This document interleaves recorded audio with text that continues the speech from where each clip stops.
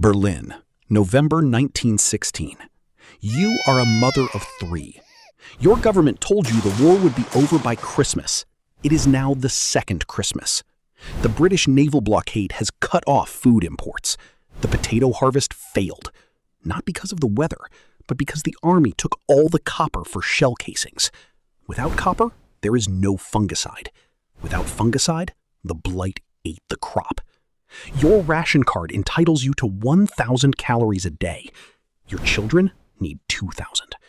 The only food available is turnips, animal feed. You boil it, you mash it, you bake it into bread. They call it the turnip winter. By the time the war ends, hundreds of thousands of civilians will die of hunger and disease. Not soldiers, mothers, children, old men. Fast-paced transition with tense music. Now picture this, Leningrad, November 1941. The siege has been going for 2 months. Your bread ration just dropped to 125 grams per day. 3 thin slices, about 300 calories. You need 2,000. 100,000 people will die every month through the winter. People are boiling wallpaper paste because it contains potato starch. The zoo animals are gone. The pets are gone.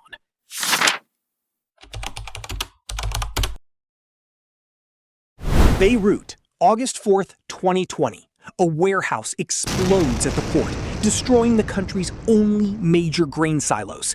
Within 2 years, the price of a basic food basket rises 1,500%.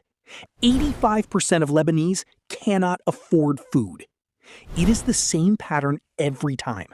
War disrupts energy, energy disrupts food, food prices explode, savings become calories. Here's the thing that keeps me up at night. Right now, the Strait of Hormuz carries the raw materials for nitrogen fertilizer that grows food for 4 billion people. The strait is closed. The world's largest urea supplier has shut down. This disruption is hitting during spring planting season. There is no strategic fertilizer reserve. None. Anywhere in the world.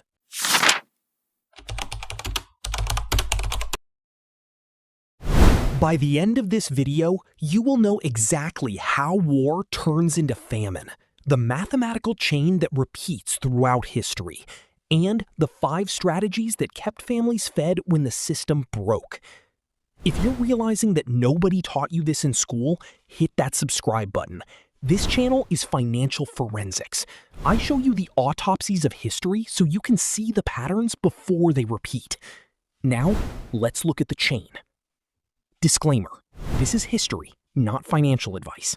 Do your own research.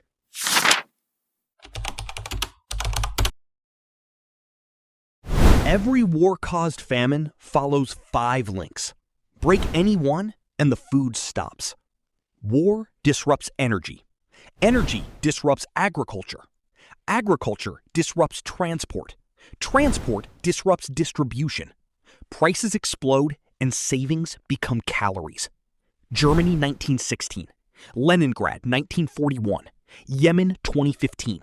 It is the same chain every single time.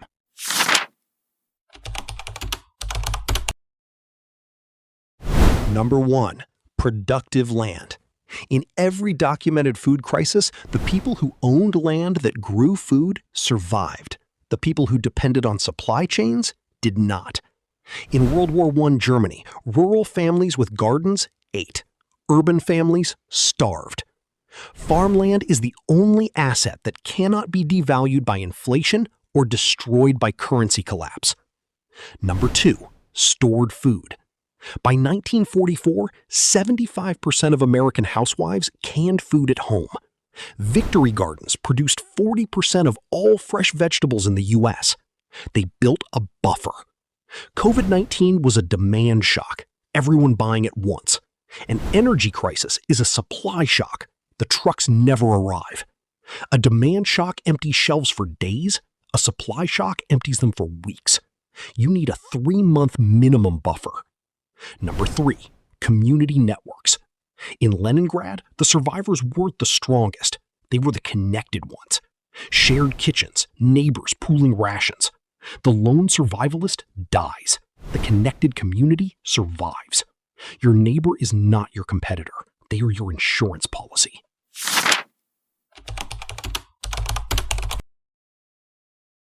Number 4. Hard assets for barter. When currency fails, barter takes over. In the Dutch hunger winter, a gold wedding ring bought a sack of potatoes. In every crisis, 3 groups get rich: farmers who control production, middlemen who control distribution, and people with hard assets: gold, silver, jewelry to trade. Paper money is worthless when it's the very thing losing value as food prices explode. Number 5. Tradable skills. A doctor or a mechanic had food because they had skills people would trade food for. Those with no skills and no assets had only one option: stand in line and hope. In Leningrad, 1,200 people were murdered for their ration cards in 6 months. A card meant life. No card meant death.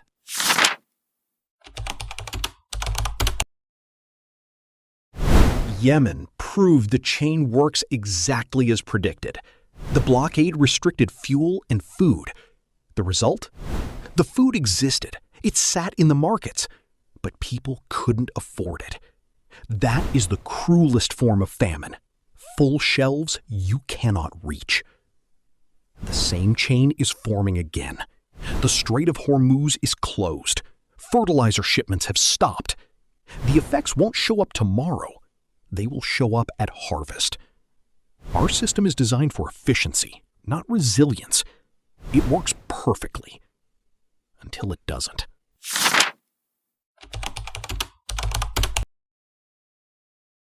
The 9 scientists at the Vavilov seed bank in Leningrad understood something the world has forgotten.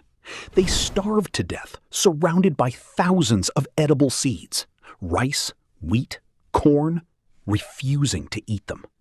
They chose to preserve those seeds for future generations. They understood that food is not just calories. Food is the future, and the people who control it control everything. The pattern is mathematical. The outcome is inevitable. The only variable is you. Go plant something before you are forced to. If you want to understand how currencies collapse before the food runs out, watch our deep dive on the anatomy of currency devaluation, right here.